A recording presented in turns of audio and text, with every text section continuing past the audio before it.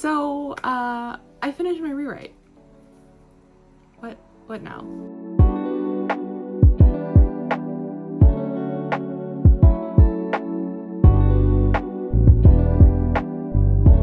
For the last several weeks, I've been rewriting my tennis soulmate book, affectionately dubbed Cruel Summer. Yes, off the Taylor Swift song. As a recap, I decided that for the month of Nano, basically, I was going to be rewriting my romance from being a Killian into Sapphic for a variety of reasons. It actually went really well, so let's talk about it. And I'll show you my insanity because I'm actually a insane person. I ended up writing 81,371 words in 18 days. This averages to roughly 4,500 words per day, but I did do a lot of other days that were much bigger and some days that were just 0 words total. My biggest day was actually the 18th, the day that I finished the rewrite because I was kind of pushing through to get it all done. And I wrote 12,648 words. Yeah, I had 4 0 days and plenty of days where I would write about 3,000 to 5,000, which is probably why it ends up actually averaging out to being what it is. However, I did not rewrite everything in November. I actually started on October 28th, and in the last 4 days of October, I wrote 17,424 words. So if you do the math, I wrote almost 99,000 words in 22 days. Oh my God, that's fucking insane to say out loud. Once again though, before we go any further, I have to give my disclaimer that I was completely rewriting this book. I had to retype every single word because changing the genders means the pronouns change, and so it wasn't just a laundry machine.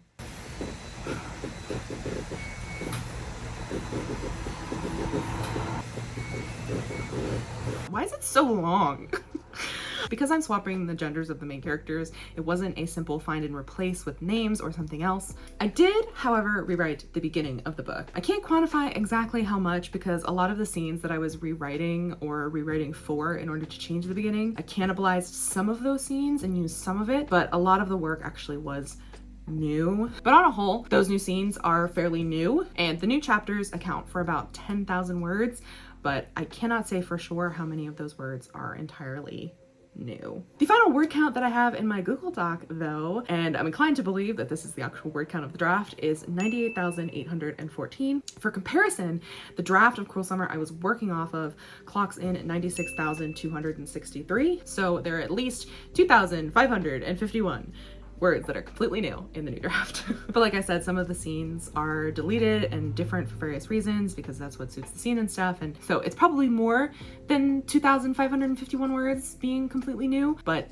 the book did technically go up that much from the original draft. So I know those are new words at the very least. I think there's probably more than that, but I cannot tell you because I did not track every single word because that would be insanity. Okay, enough number talk. Let's talk about my actual experience and what I learned from doing this. I actually found this whole thing, despite how tedious it is, to be honest, incredibly enlightening. Honestly, I really think if you are struggling with a story, I would recommend this as a way to kind of get out of the rut or out of writer's block or try to figure out what is wrong with your story. And you know, this is not a bad place to start if you are really struggling with what to do with your story and you're like, I don't know how to edit this. Try just retyping every single word that you originally typed. While rewriting portions of this book, I found myself having a much deeper understanding of my characters than I did before. I feel like I could see places where there were less clear motivations and I was able to tweak those sentences and those paragraphs in order to give a better experience of what I knew of the characters. And obviously, since I'm doing this rewrite so fast where I'm typing all these words, like thousands of words a day, like I could see the story very clearly, like from beginning to end, because I spent so little time, there was so little span of working on it. Because like when you write a novel originally, you know, sometimes it takes you months to write a novel. Even the fastest person takes like months to write a novel. And, you know, if you're a particularly slow writer, this might help you to see the story in a faster light if you're just retyping all these things and not changing anything crazy. Personally, because this is like my 4th or 5th draft, I didn't have to worry about structure or plot or things making sense because all of that was already done. Rewriting, I will also say, helped on a line level hugely. That is the huge thing that I noticed. Sometimes when I'm like line editing, just like by reading, my eyes will sometimes glaze over and I'll read the sentence as I think it should be, not actually how it's written. And so I can see those sentences that aren't the best, that aren't laying correctly how they should be, or I think of a way that I can say it better, or, you know, I delete miscellaneous words, or, you know, the filler words that I don't necessarily need. I wonder, I should have kept track, honestly, of how many justs I got rid of, because I would be writing them like, okay, I don't need that just there. And I just wouldn't put it in because it's not necessarily necessary. So when I'm rewriting the book, it was much, much easier to do this line editing on a sentence level because I was physically retyping every word. Despite the fact that this is a long, tedious process, it is a lot of work overall. I actually think I would recommend this method. Maybe not for a full book if that's not really your style or you're not having to change the book fully. I do think this is easier than if I was doing a tense switch. I think tense switch would have caused so much more like problems in the brain than a pronoun switch did on several of the characters. But I do think this is a good technique to get to know your book and to see deeper into the story. I also might have controversial advice. I saw a TikTok about this. I think Steve actually sent it to me while I was doing this. There was a girl who was rewriting the Hunger Games, but gender swapping Katniss and Peeta and rewriting the story. And so it was helping her rediscover the story and see the things that Susan Collins had done well and be able to analyze them better. But because the genders were swapped, it wasn't like she was just completely rewriting the whole thing like the way it is. I actually had a university professor in college who would have us write, you know, paragraphs from our favorite books and stuff, just to, because like the physical tactile activity of rewriting a book is so helpful. I felt like I was in the story without revising it too much, without feeling like I could see all the problems. Like, you know, in an actual revision where like if I'm changing broad swaths of like the plot, and that means I have to write new scenes and a lot of new scenes and stuff, and like, you know, very much anchor things together. Like that is a very big task that I don't like, that is difficult. And I think this is a good thing to do, to kind of go in and see how much you've really like effectively told your story, because you're seeing it less from in the weeds, if that makes sense. Which I hope it does. So overall, I think it can make your book stronger. I think I would recommend it, honestly. If you're looking for solutions or you want to try it out, I would recommend it. I actually think this was a great exercise for me as a writer and for me as the writer of this story in particular. So, of course, because I finished a book, I asked for questions on Instagram and you guys delivered. If you want to follow me so that you can be involved in these story question card things that I do occasionally. I don't post very often, so don't worry, I won't be spamming you. But if you want to follow me, I am at Writer of Scribbles. Anyway, the first question is, what scene did you have the most fun writing? And my favorite scene is the same scene, my same favorite scene throughout the entirety of the book's life. And it is the massage scene that is in the first act-ish of the book, or like it's now I think in the second act, but anyway, it stayed very similar to the original, and I just love it because it is the first like actually intimate scene that is like emotionally intimate as well as physically intimate. It's not like spicy having sex kind of way, but it is a very vulnerable scene that I have loved and enjoyed for the entire time. Like I wrote it, like that's like part of what I wrote the book around, was this scene here. And it is also home of the first kiss between the two main characters. So that is my favorite scene. I always love it. It's everything I want in a scene. What was the hardest part of the rewrite? I would say it's probably the tight deadline, which I did give to myself, but it was difficult to not feel burnt out. And I did get a question on a previous video, how do I not get burnt out on these things? And truth be told, I am the last person you should ask this, because I get burnt out quite often, but needs must. So I pushed on, and I've taken quite a bit of a break this week without writing, apart from, you know, writing the script so I can give you this video. I think just I needed this book done. I needed to do this as fast as possible, and I knew that about myself. Doesn't mean it wasn't difficult, and doesn't mean that I don't feel a little bit burnt out by it, but that's fine. That's okay. It's the way it goes. Thank you to the sassy person who asked ...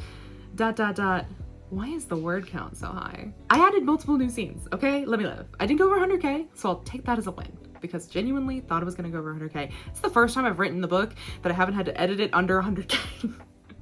Because the book itself like always just goes over 100K, and I've actually managed to keep it below 100K. Barely, but I did. And the last question is, how much for you to write my book for me? Bestie, for you it's free. But no, I cannot do that. I know people are like, oh, you write so fast, write my book for me. And I know it's all in good fun and jest and like a joke. Oh, hello. Are you going to lay down?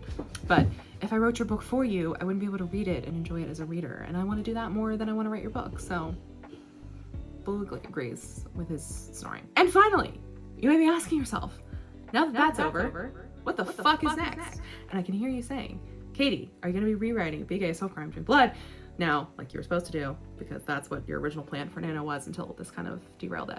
And the answer to that is kind of. I will actually, for the rest of the year, be doing a Jar of Fate exercise. Not an experiment, because it's not an experiment, unlike last time, but it's a rather fun way of planning my days with more spontaneity than, you know, now that I don't have any rewriting to do, thank God. If you don't remember, or weren't subscribing, or weren't here, back in the fall of 2021, I did an experiment which I called the Jar of Fate. Egg of Fate? Egg of Fate. I think it was the Egg of Fate. We'll get to that. Where I wrote down a bunch of projects on slips of paper and basically like planned out the rest of my year, divided that by how many projects I had, and then that was how many slips of paper went into the jar, and then each day I would pull out a slip of paper and see what it was. And then I worked on that during that day. And that was an epic failure on my part. Epic failure. And I think this time I'll be taking more of a page out of my good friend Mars at Somber Honey Books. I'll be taking a page out of Somber Honey Books book, so to speak. Ironically, they did this back in October, September. They had a much looser approach to the Jar of Fate, and so I'm gonna be going very loose, very fast and loose. It won't be every day, but I do think I'll be trying to do at least one vlog for each of the projects that I'm doing, so I can kind of talk through that, and also so I have some content for y'all, you know, for this rest of this year, beyond, you know, the other things I'll be announcing in December, which if you've been around my channel, you know exactly what I'm talking about. If not, you'll have to wait and see. So I have a bunch of projects that I'll be putting in the jar, or in my case, egg. Here she is, isn't she beautiful? I painted her myself in college. I went to a pottery studio with my friends, and we picked out and I did my little egg. You might be asking, Katie, what is in there now?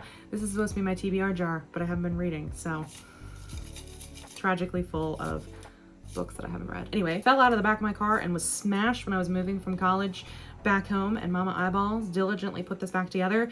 So thank you, Mama Eyeballs. She's not watching. The projects that I'll be putting in this egg are, drumroll please. First one is obviously Lake Actually, of course.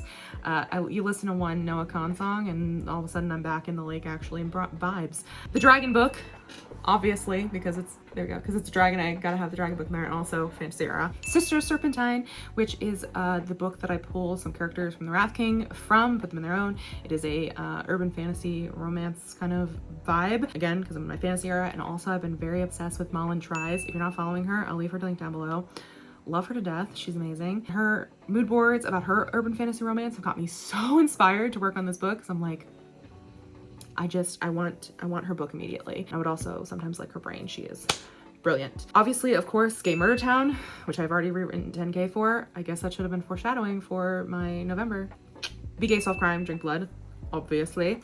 3 for a Funeral, which is the Eclipse project, because Fantasy Era. And finally, a newish project, a bodyguard book, which, don't ask, it's brain rot, just, we'll talk about that more later. Anyway, that is it for my NaNoWriMo. Let me know how yours is going in the comments below. Are you ahead? Are you behind? Are you right on track? What are the vibes? What are your feelings? Let me know all the things about how you're doing. I would love to know. Thank you so much for watching, and I will see you in the next one. Bye.